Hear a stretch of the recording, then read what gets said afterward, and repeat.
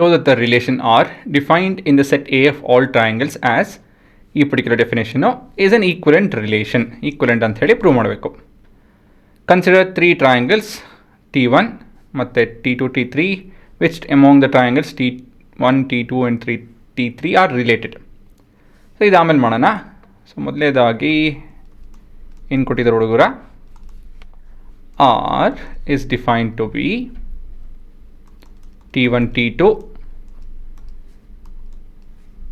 T1 is similar to T2 ಅಂತ ಹೇಳಿ ಕೊಟ್ಟಿದ್ದಾರೆ. ಎರಡು ಟ್ರಯಾಂಗಲ್ ಸಿಮಿಲರ್ ಆಗಿತ್ತು ಅಂತ ಹೇಳಿದ್ರೆ ಈ ರಿಲೇಷನು ಅದನ್ನು ತೊಗೊಳುತ್ತೆ. ಆಯಿತಾ? ಈ T1 T2 ಎಲ್ಲಿಂದ ಬರುತ್ತೆ? T1 T2 comes from set A. Set A ಏನಿಂದ ಡಿಫೈನ್ ಆಗಿದೆ? Set A is defined from a set of all triangles. ಸರಿನಾ? ಹಾಂ, ಇವಾಗ ನಾವು ರಿಫ್ಲೆಕ್ಸಿವ್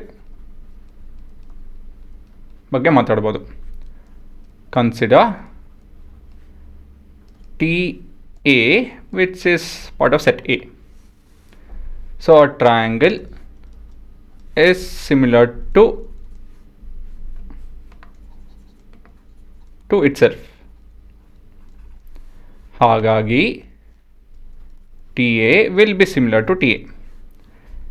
ಇದರಿಂದ TA, TA belongs to R.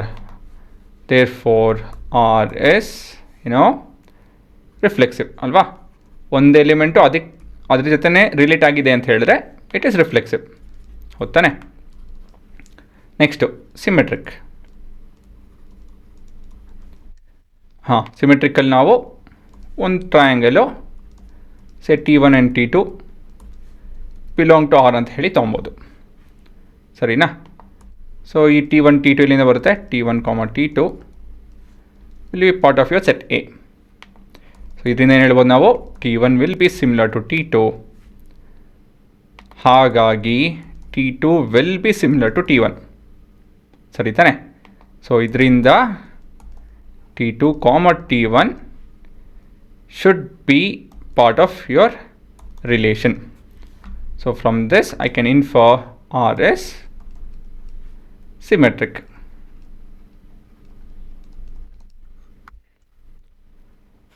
Next, R is transitive.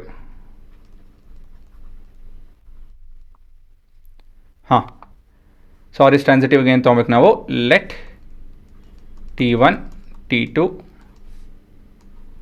and T2 T3 be part of our relation ಅಲ್ವಾ? ಇದರಿಂದ ಏನು ಹೇಳ್ಬೋದು ನಾವು? T1 and T2, T1 is similar to T2 and T2 is similar to T3. So all in all T1 has to be similar to T3. So ಇದರಿಂದ ನಾವು T1 T3 will belong to R ಅಂತ ಹೇಳ್ಬೋದು. And finally R is equivalence actually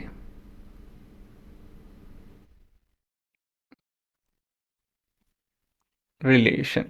ಹಾಂ, ಆಮೇಲೆ ಇನ್ನೇನಿದೆ ಕೊನೆಯದಾಗಿ which 3 triangles are related ಅಂತ ಕೇಳ್ತಾರೆ. 3, 4, 5, 5, 12, 13, 6, 8, 10. ಕ್ಲಿಯರಾಗಿ 3, 4, 5 ಮತ್ತು 6, 8, 10 T1 and T3 are related.